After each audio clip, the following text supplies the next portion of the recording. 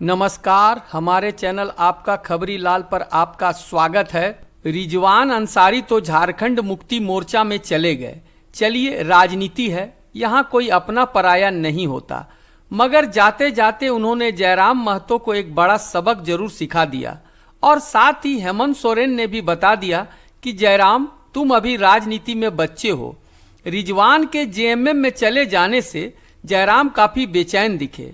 आइए पहले देखते हैं जयराम किस तरह की बातें कर रहे हैं, फिर बताएंगे कि खिचड़ी कब से पक रही थी और कैसे झारखंड मुक्ति मोर्चा ने उन्हें अपने जाल में फंसा लिया। विधानसभा का चुनाव उन्होंने बगोदर सीट को मैंने उनको प्रीफर किया था, इसलिए चूंकि वो उन्होंने एक साल तैयारी किया था बगोदर से। जब वो बेहतर सीट है, वहाँ समीकरण भी बहुत सुंदर फिट वेट रहा है, तो वह बोला।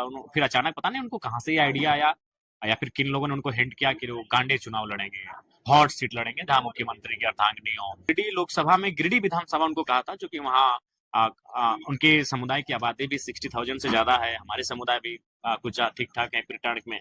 तो मैंने उनको गिरिडीह तक प्रीफर किया था कि आप तो बड़े नेता हैं, आप चयन कीजिए। और मैंने उनको गिरिडीह, बगोदर, गांडे मेरे दिमाग में नहीं था। तो फिर वो बोले नहीं, हम गांडे से लड़ेंगे।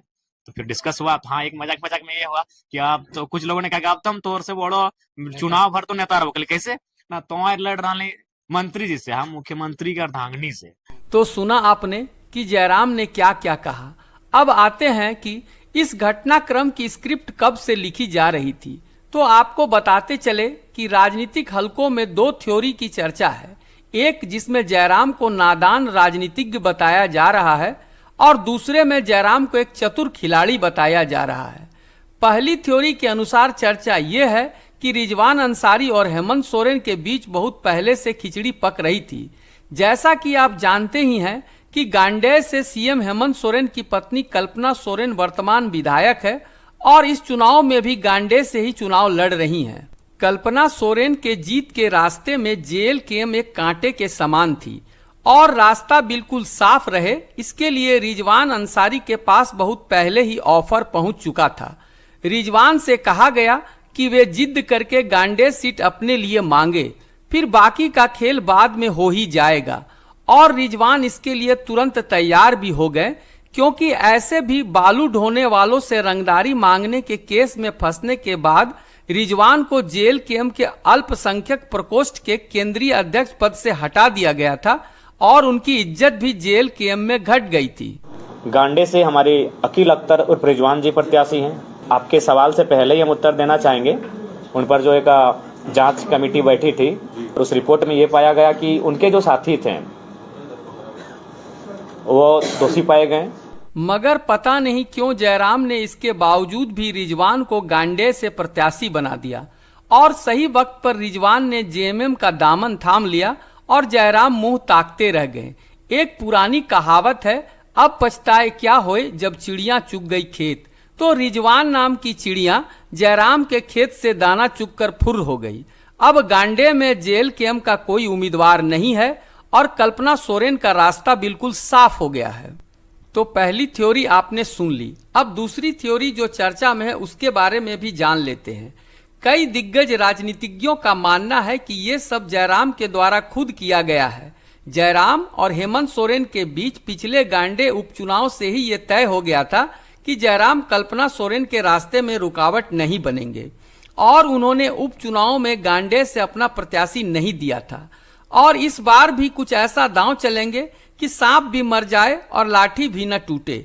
इसी योजना को ध्यान में रखते हुए रिजवान को जेल केम की केंद्रीय समिति के भारी विरोध के बावजूद जयराम ने गांडे से टिकट दे दिया और सही वक्त पर उन्हें जेएमएम में शामिल कराकर अपने लिए आगे का रास्ता साफ कर लिया। दूसरी थ्योरी की चर्चा होने का एक मुख्य कारण ये भी है कि इतना कुछ हो जाने के बाद भी जयराम ने रिजवान के विरुद्ध कुछ भी नहीं बोला, बल्कि अपने आक्रामक तेवर के कारण जाने जाने वाले जयराम मीठी मीठी बातें कर रहे हैं। तो मैं रिजवान जी को संघर्ष के लिए याद करूंगा। हालांकि मेरे समर्थक, उनके समुदाय के ही कुछ लोग उन्हें दगा के लिए याद कर सकते हैं, लेकिन जयराम महतो रिजवान को दगा के लिए याद नहीं करेगा। मीडिया मुझे 1000 बार अगर सवाल करेगी तो मैं 1000 बार यही कहूंगा कि मैं रिजवान भाई को संघर्ष के लिए याद करूंगा। बाकी वो जहां रहे खुशहाल रहे। जबकि संजय मेहता के पार्टी छोड़ देने पर जयराम जमकर बरसे थे। वो हमारे संगठन के लिए ना कभी कोई कार्य किए हैं, ना कभी कोई विस्तार किए हैं। अभी उनको पलामू का प्रभारी बनाए तो गए भी नहीं थे। वो तो हमारी जीत थी कि उनको हम चुनाव लड़ाएंगे, पढ़े लिखे व्यक्ति हैं। कुछ लोग थोड़ा सा तुरंत अपना आसमान की ओर सफर तय करने लगते हैं। क्या रिजवान आसमान की ओर सफर करने की कोशिश नहीं कर रहे हैं? संजय मेहता आपकी भाषा को लेकर भी बहुत बोलते हैं। अरे भाई, हमारी भाषा यही रहेगी। उनको महोदय को बोलिएगा कि मीठी भाषा से आप 700 वोट ला पाए थे, चुनाव लड़े थे हमारे बड़े भाई, उनको बहुत शुभकामनाएं, हमारा बड़ा भाई। लेकिन मीठी भाषा जो 700 वोट ला पाए थे, ये हमारी आक्रामकता है कि 1.5 लाख पार चले गए। रिजवान तो जयराम के विरुद्ध प्रचार करने के लिए डुमरी पहुंच चुके हैं और बेरमो भी जयराम को हराने के लिए पहुंचने वाले हैं। तो आज क्यों जयराम की भाषा नरम पड़ गई है? कहाँ गई वो आक्रामकता जो संजय मेहता के समय तो थी, मगर रिजवान जिसने संजय मेहता से कहीं बड़ा धोखा दिया, उसके लिए मीठे मीठे शब्द क्यों निकल रहे हैं?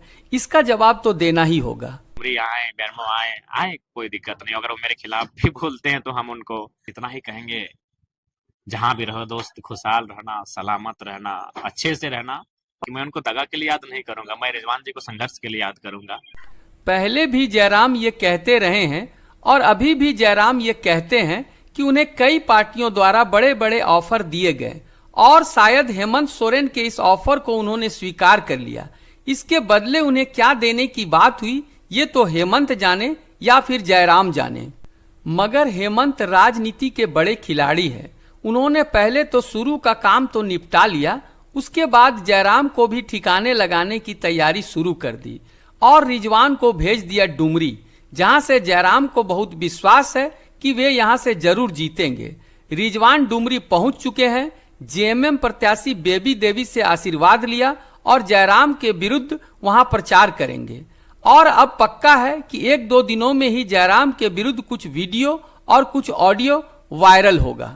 अर्थात एक हंगामा होना अभी बाकी है। आपका क्या मानना है कि ये पूरी साजिश रिजवान ने या फिर खुद जयराम ने रची है? साजिश किसी ने भी की हो, ठगी तो गांडे की जनता गई है।